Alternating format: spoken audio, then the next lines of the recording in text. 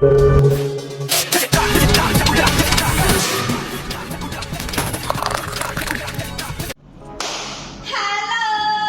guys, waduh, nih episode terakhir di sini. Untuk kali pertamanya saya ditemani Mas Robi, tapi dia bukan sebagai teman di samping saya, tapi sebagai teman pembawa acara. Karena hari ini spesial sekali, akan ada 2 teman juga yang akan menemani kita. Nah, untuk tema kali ini nih Mas Robi, tentang topik internal audit, governmental audit sama operasional audit.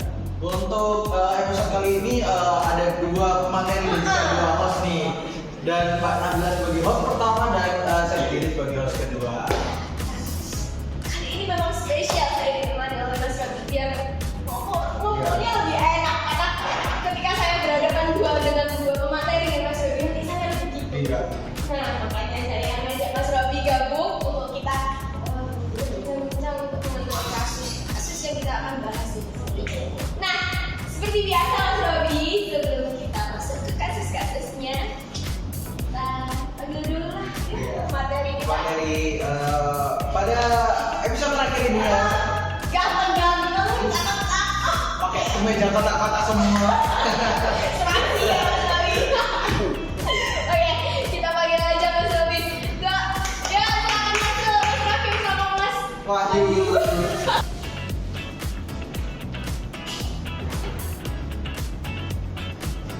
Oke, ya. Oke, nih sebelumnya gimana nih Mas Wahyu sama Mas Robi kabarnya?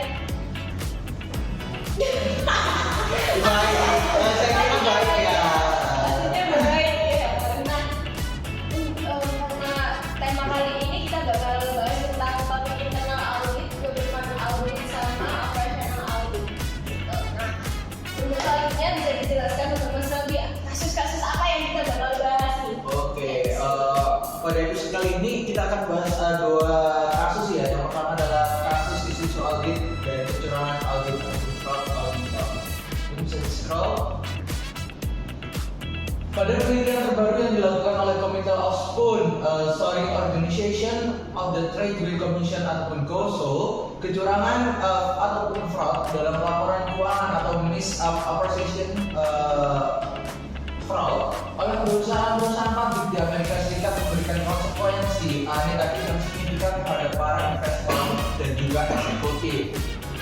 Penelitian KOSO tersebut dengan menelaah dan kecurangan laporan keuangan yang diselidiki oleh Securities and Exchange Commission atau SEC dalam kurun waktu 10 tahun di antara tahun 1998 hingga 2007. Dan salah satu kasusnya itu ya Mbak yang cukup besar sekali, yaitu mungkin teman-teman sudah tahu atau pengarang sudah tahu salah satu kasus yang ramai dan melibatkan KAP. Ya, benar sekali. Ada kasus Enron yang melibatkan KAP atau Anderson. Itu adalah salah satu fraud, kasus fraud yang cukup besar dan mengakibatkan kehilangan kepercayaan publik karena perusahaan tersebut adalah perusahaan publik, otomatis memperjualbelikan sahamnya kepada publik. Dan tentunya tidak hanya kasus Enron saja, masih banyak perusahaan yang melakukan fraud pada saat 1998 hingga 2007 hingga masalah tersebut dibuatlah undang-undang yang baru, yaitu Sarbanes-Oxley Act. Nah, itu salah satu undang-undang yang dibuat oleh Sarbanes dan Oxley untuk memitigasi dan juga untuk mengurangi keterjadian dari kasus-kasus yang sudah dijelaskan. Ini yang kedua, Mas. Oke. Untuk kasus kedua ada laporan audit internal atas temuan perusahaan audit ataupun audit findings. Kecurangan dan penyalahgunaan yang merugikan perusahaan harus dicegah sebelum terjadi. Tentunya perusahaan auditor internal perusahaan sangat berusaha dalam mencegah terjadinya kecurangan dan melakukan investigasi jika kecurangan sudah terjadi. Dan ini adalah salah satu tugas manajemen perusahaan untuk menciptakan kondisi yang bisa mencegah terjadinya kecurangan kecurangan. Laporan temuan audit ataupun audit findings tentunya memiliki kelemahan pengendalian internal dan rekomendasi yang disampaikan akan membantu manajemen untuk mengambil tindakan ataupun perbaikan apa saja temuan yang penyimpangan yang sering terjadi dan bagaimana cara untuk menanggulanginya. Tentunya para auditor sebagai pengaudit tentunya pasti melakukan banyak temuan. Nah, temuan itu akan didiskusikan oleh pihak manajemen entah untuk bagaimana cara menanggulanginya dan juga langkah preventif untuk mengurangi fraud tersebut. Dan ada 10 contoh indikasi nih penyimpangan dan juga kecurangan. Yang pertama, mencuri sebagian perangko yang dimiliki oleh perusahaan, mencuri barang dagangan, mengambil jumlah kecil uang kas dari cash register, tidak mencatat penjualan barang, membuat saldo kas pada cash register, dan lain-lain. Itu tadi adalah kasus-kasus yang tak akan kita bahas, tapi ini lebih tepatnya bukan kasus ya. Sebuah jurnal atau artikel yang mengatakan bahwa masih banyak sekali kasus-kasus kecurangan yang masih terjadi di perusahaan-perusahaan besar. Nah, mengenai tentang tema topik internal audit, government audit, dan operational audit ini, saya mau tanyakan dulu kepada Mas Fahmi. Nah, apa sih Mas internal audit atau government audit, operational audit itu apakah berbeda? Jika ya, apa saja sih perbedaan yang terletak dalam ketiga audit tersebut? Baik itu internal audit, government audit, dan operational audit berbeda dalam beberapa hal. Yang pertama, internal audit adalah internal yang dilakukan oleh pihak internal perusahaan seperti auditor internal untuk menilai efektivitas, efisiensi, dan kepatuhan operasi perusahaan terhadap kebijakan dan prosedur yang diterapkan. Untuk government audit adalah audit yang dilakukan oleh pihak eksternal seperti auditor pemerintah untuk menilai kinerja, akuntabilitas, dan transparansi entitas pemerintah dalam pengelolaan dan pelaporan keuangan. Operator audit adalah audit yang dilakukan oleh pihak internal atau eksternal untuk menilai kualitas dan produktivitas operasi perusahaan serta mengidentifikasi peluang perbaikan dan optimalisasi sumber daya. Yang kedua, internal audit berfokus pada aspek internal perusahaan seperti risiko, kontrol, dan tata kelola.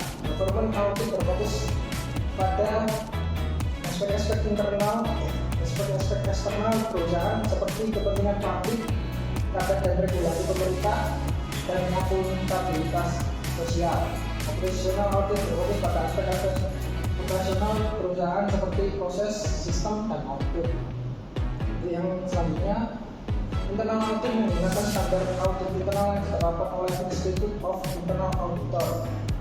Government audit menggunakan standar audit pemerintah yang diterapkan oleh Government Accountability Office atau bidang audit pemerintah lainnya. Operational audit menggunakan standar audit yang sesuai dengan tujuan dan bentuk audit seperti standar akuntansi, standar mutu, atau standar industri. Oke, berarti dari kesimpulan yang pertama tadi, internal audit itu ada beberapa banyak berfokus pada aspek-aspek ya Mas, dan juga mempunyai standar-standar yang sudah ditetapkan oleh. Oke, menarik sekali. Dan untuk pertanyaan yang kedua nih Mas, apa sih peran utama dari audit internal audit, government audit, operational audit dalam sebuah organisasi nih, maupun perusahaan, dan bagaimana cara membantu untuk meningkatkan pengendalian internal dari perusahaan tersebut? Untuk peran utama dari internal audit, government audit, dan operational audit dalam sebuah organisasi, yang pertama, internal audit berperan sebagai penasihat dan mitra manajemen dalam meningkatkan pengendalian internal perusahaan serta memberikan jaminan dan rekomendasi yang independen dan objektif. Internal audit membantu manajemen dalam mengidentifikasi dan mengelola risiko, memastikan kepatuhan terhadap kebijakan dan prosedur, serta meningkatkan efektivitas dan efisiensi operasi perusahaan. Untuk yang kedua, government audit berperan sebagai pengawas dan memberi informasi kepada pihak eksternal seperti masyarakat, legislatif, dan regulator. dalam menilai kinerja akuntabilitas dan transparansi entitas pemerintah. Government audit membantu pihak-pihak eksternal dalam memahami dan mengevaluasi pengelolaan dan pelaporan keuangan entitas pemerintah, serta memberikan rekomendasi untuk meningkatkan kualitas dan kredibilitas laporan keuangan tersebut. Untuk yang selanjutnya, operasional audit berperan sebagai fasilitator dan katalisator dalam meningkatkan kualitas dan produk operasi perusahaan, serta memberikan nilai tambah dan manfaat bagi pemangku kepentingan. Operasional audit membantu perusahaan dalam mengukur dan membandingkan kinerja operasi dengan standar dan tujuan yang diterapkan, serta mengidentifikasi peluang perbaikan dan optimalisasi sumber daya. Itu adalah peran utama dari internal audit, government audit, dan operational audit. Nah, mereka memang memiliki tujuan yang berbeda atau peran utama yang berbeda karena memang dari deskripsinya sudah berbeda ya, Mas Robi ya, tentunya. Jadi memiliki porsinya masing-masing. Nih, untuk pertanyaan selanjutnya, saya beralih dulu ke Mas Rokim. Nah, Mas Rokim nih, saya mau tanyakan bagaimana sih ketiga audit tersebut melakukan inspeksi dan apa saja target utama mereka dalam menjalankan audit tersebut?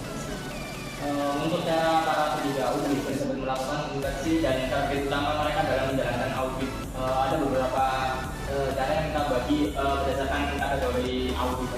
Yang pertama adalah internal audit yang melakukan inspeksi dengan cara mengikuti siklus audit internal, yaitu perencanaan, pelaksanaan, laporan, dan tindak lanjut. Internal audit menggunakan berbagai teknik audit seperti observasi, wawancara, visioner, analisis dokumen, atau teknik audit berbantuan komputer seperti CAAT. Target utama internal audit adalah untuk memberikan opini mengenai kecukupan dan efektivitas pengendalian internal perusahaan. Untuk government audit sendiri adalah melakukan inspeksi dengan cara mengikuti standar audit pemerintahan, yaitu standar umum, standar lapangan, dan standar laporan. Government audit sendiri menggunakan berbagai prosedur audit seperti pengujian pengendalian, pengujian substantif, pengujian kepatuhan, atau pengujian kinerja. Target utama government audit adalah untuk memberikan opini mengenai kewajaran dan keandalan laporan keuangan entitas pemerintah. Yang ketiga ada operational audit, melakukan inspeksi dengan cara mengikuti metodologi audit yang sesuai dengan tujuan dan lingkup audit, yaitu studi pendahuluan, indikasi resiko, evaluasi kontrol, dan pengujian substantif, kemudian penyusunan laporan.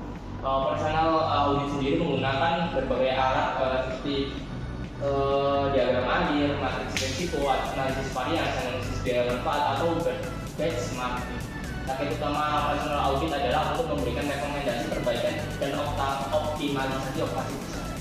Oke, jadi kita dapat simpulkan dari ketiga audit tersebut mempunyai target yang berbeda-beda ya, Mas, antara internal audit, government audit, dan juga operasional audit. Nah, mungkin kita beralih ke pertanyaan terakhir ya. Apa tentang utama yang dihadapi oleh ketiga audit tersebut dalam menjalankan tugasnya dan bagaimana cara mengatasinya? Itu bagian tantangan sendiri sudah pasti ada tantangan bagi ketiga audit, terutama dalam menjalankan tugasnya dan cara mengatasinya. Yang pertama dari internal audit sendiri menghadapi tantangan seperti kurangnya independensi dan objektivitas, resistensi dan kurangnya dukungan dari manajemen, keterbatasan sumber daya dan kompetensi, serta perubahan lingkungan bisnis dan teknologi. Dan cara mengatasi tantangan tersebut adalah dengan meningkatkan profesionalisme dan etika auditor internal, membangun hubungan kerjasama dan komunikasi yang baik dengan manajemen, meningkatkan kapasitas dan pengetahuan auditor internal, serta beradaptasi dengan pengembangan bisnis dan teknologi. Yang kedua adalah performance audit yang menghadapi tantangan seperti kompleksitas dan keragaman entitas, tekanan politik dan sosial, keterbatasan akses dan transparansi informasi, serta standar dan regulasi yang berubah-ubah. Cara mengatasi tantangan tersebut adalah dengan meningkatkan kualitas dan efisiensi audit pemerintah, menjaga independensi dan integritas auditor pemerintah. Yang ketiga adalah operasional audit, yaitu tantangannya seperti kesulitan dalam menentukan ruang lingkup dan tujuan audit, kesulitan dalam mengukur dan membandingkan kinerja operasi, dan kesulitan dalam mengimplementasikan rekomendasi rekomendasi audit serta kurangnya pengakuan dan apresiasi terhadap nilai audit. Cara mengatasi tantangan tersebut adalah dengan melakukan analisis kebutuhan dan harapan pemangku kepentingan, menggunakan kriteria dan indikator kinerja yang relevan dan terukur, melakukan tindak lanjut dan evaluasi terhadap implementasi rekomendasi audit, serta meningkatkan kesadaran dan edukasi terhadap manfaat. Oke, jadi dari setiap tantangan itu punya mitigasinya sendiri-sendiri ya. Cukup menarik. Dan as always ya Mbak, karena setiap wawancara ataupun setiap sesi kita tentunya ada closing statement nih. Mungkin ada closing statement dari Mas Rafim di Mungkin kan di sini ada kita membahas ada 3 audit sektor, ibaratnya ada internal audit, government audit dan operational audit, yang mana dari ketiga auditor tersebut memiliki tujuan yang berbeda-beda tentunya, dan diharapkan setiap audit maupun internal audit, government audit ataupun operational audit itu diharapkannya memiliki profesionalisme yang tinggi dan juga independensi. Walaupun internal audit itu juga aman dari perusahaan itu sendiri, tapi dia harus memiliki profesionalisme seperti independensi sendiri. Dan government audit sendiri juga harus melakukan secara independen juga, kan government audit bertanggung jawab secara luas kepada masyarakat, pemerintah dan politik dan sosial.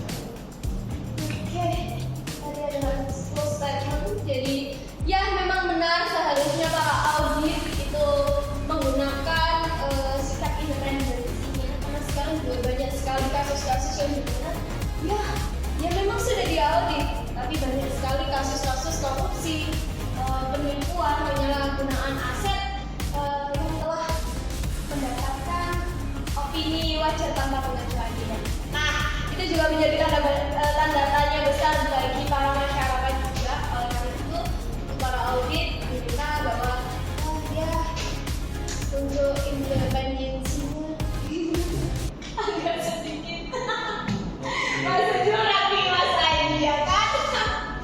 Ya udahlah, itu saja yang bisa saya sampaikan. Sebelumnya terima kasih Mas Raffi, Mas Bayu, Mas Robi yang selalu menemani saya dari awal video kami sampai kali ini. ya, dan juga kami sendiri mohon maaf ya Mbak, apabila ada video yang kurang berkenan dari segi tata bahasa dan juga sikap kami. Dan tentunya kami pamit undur diri ya, karena ini episode terakhir.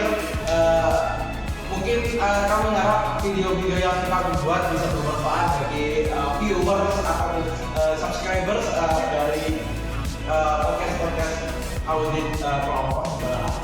Nah, itu saja yang kita bisa Iya. sampaikan karena di episode terakhir ini semoga kita bisa Bertemu lagi ya.